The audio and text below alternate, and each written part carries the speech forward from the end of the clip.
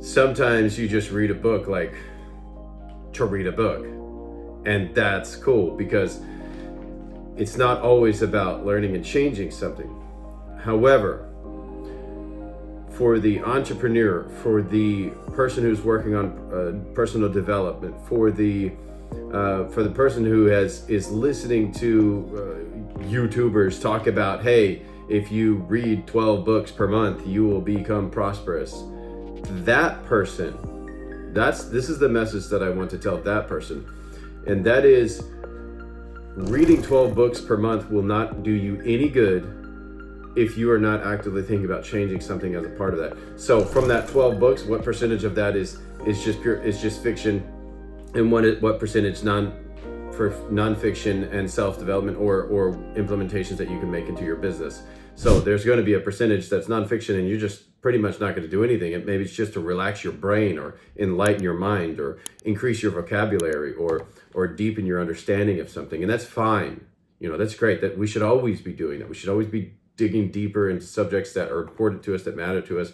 Maybe a biography about somebody who was great in the past, and you're just reading the story and you're getting a greater grasp of things.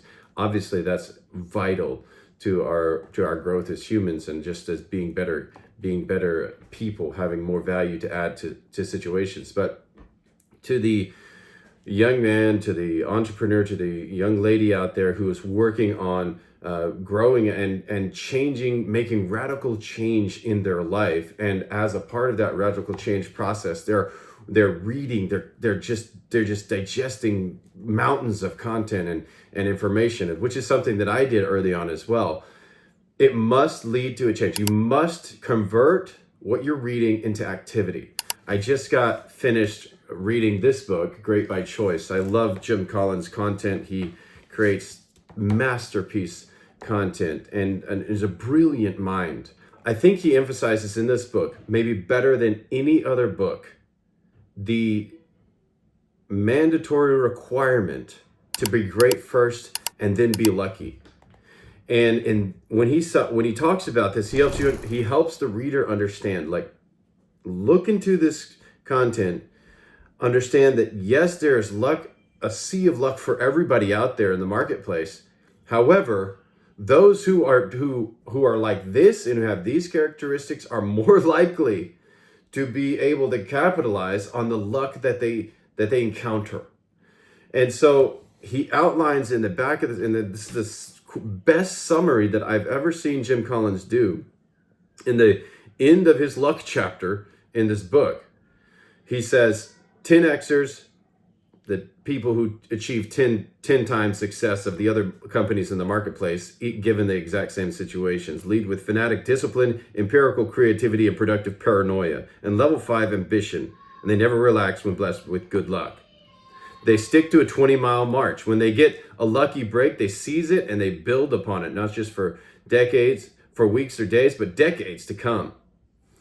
They fire bullets and then cannonballs, making sure that they test their ideas before they just go all in. I had a friend one time, he said, well, this is a do or die situation. And I just sat back in my chair and I was like, no, dude, this is only a die situation because you have not tested any of the theory around what you're about to do. He was starting a trucking company. He was like, I'm just going all in.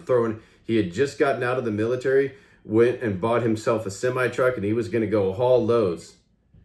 And within 12 months, miserably failed and just ended up in a big pile of debt and had this semi that he had to pay off and was not able to get things up and running. So he fired a cannonball without ever firing bullets to test and see if it would work. He should have gone and rented or maybe worked for another company before he actually got into the industry and tried to make it on his own. Leading above the death line, having a lot of extra oxygen, having an emergency fund, safety margins, time margins, giving yourself expertise margins, making sure that you're ready to capitalize on a luck situation that comes into your life. And this is a characteristic of people who are 10Xers, but they're capitalizing on their luck.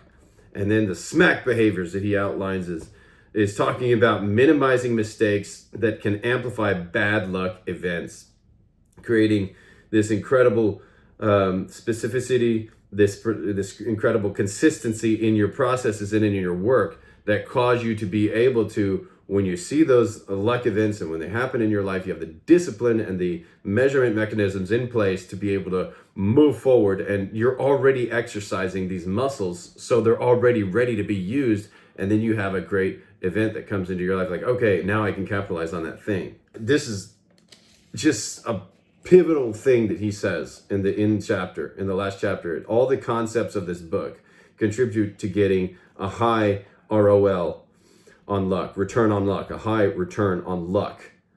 10Xers recognize that we're all swimming in a sea of luck. They understand that we cannot cause, control, or predict luck, but by behaving and leading in 10X ways, meaning all the things that I just mentioned there, they make the most of the luck they get.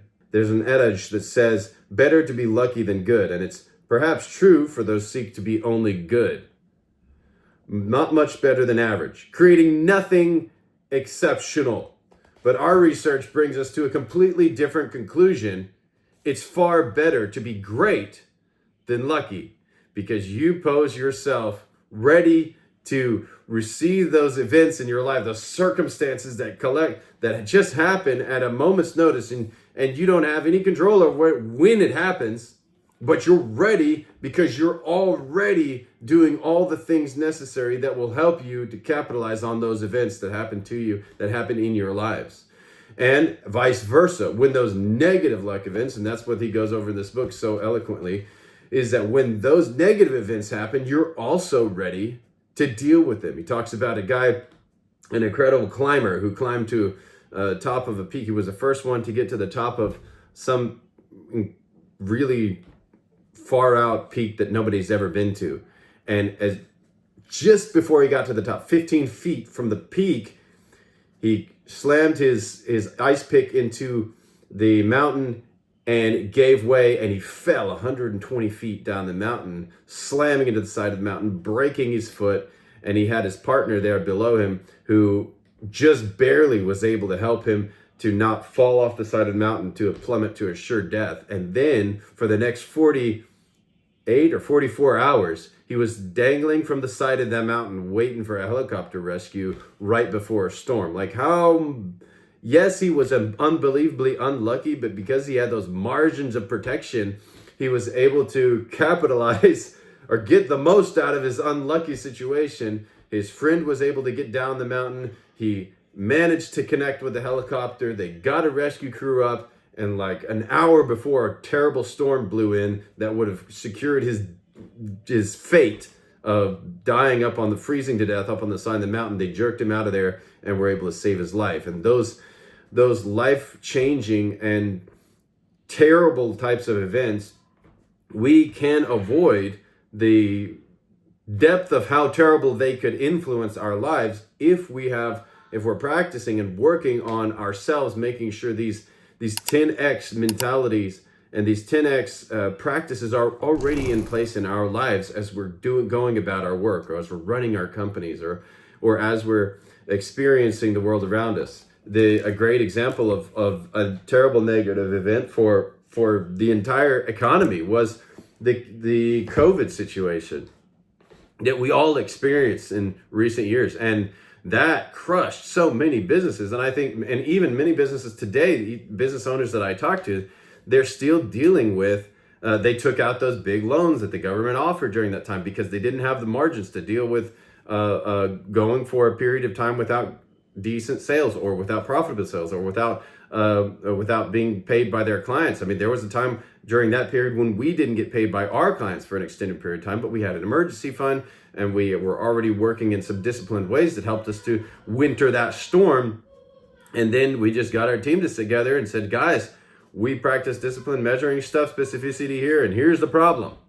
And then we attacked it, and we're able to lift ourselves out. The next year, our company went like this, and then like this the next year, because we were committed to doing those things necessary, to having those practices in place so that we could weather that storm. And that's a terrible luck event that happened to the whole nation, that we all that happened to the whole world, that we all took part in. But some people were completely crushed by it, and some people were able to weather that storm because they were already practicing the disciplines necessary to do that.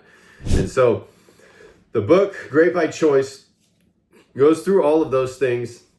And the two things that I just hope that you understand from this video is one, that I didn't want to tell anybody in the previous video that reading nonfiction stuff has no value. It completely has value. There's very important reasons just to simply read and expand your understanding of things and just relax your brain by reading. And there's so many different studies out there by that, of course.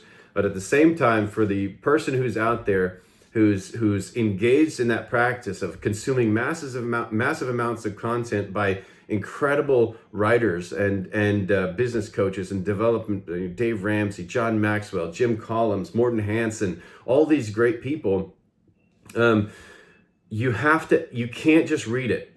The difference between where we want to be and where we are is activity. It's not knowledge. Most of the time, it is very little about knowledge, and it's simply about the action that we take between here and there that get us where we want to go. And so you have to be asking yourself the question, as you're reading a book like Great by Choice, what things can I hone? What things will I change as a result of reading this book in order to get a return on your investment of time in reading that book? Because people say time is money, and they are completely wrong. Time is infinitely more valuable than money. At the end of your life, your time is up and you're done. You can always go do something to get more money until your time is up. But when your time is done, you're gone and there's no more money to get. But if you don't have money and you got a little time, your time is infinitely more valuable than that money, because you can use that time to go get money and outproduce by incredible leaps and bounds what your money is worth. And so that's a mentality that leaders, that I think that incredible successful people understand, and they grasp and they embrace that, and it's definitely rung true in my own life. And so I just want to share these thoughts with you this morning as you're working on your journey, as you're continuing on your developmental path, as you're growing your business, you're growing yourself, or you're trying to be a better person, husband, entrepreneur, leader, whatever it is that you have to have that mentality, and that when you're reading, and if you're just reading for relaxation, do that. But if you're reading a book to do something better with your life, then you actually take those steps out of that book and implement them in your life, because action is a thing that takes you from where you are to where you want to be.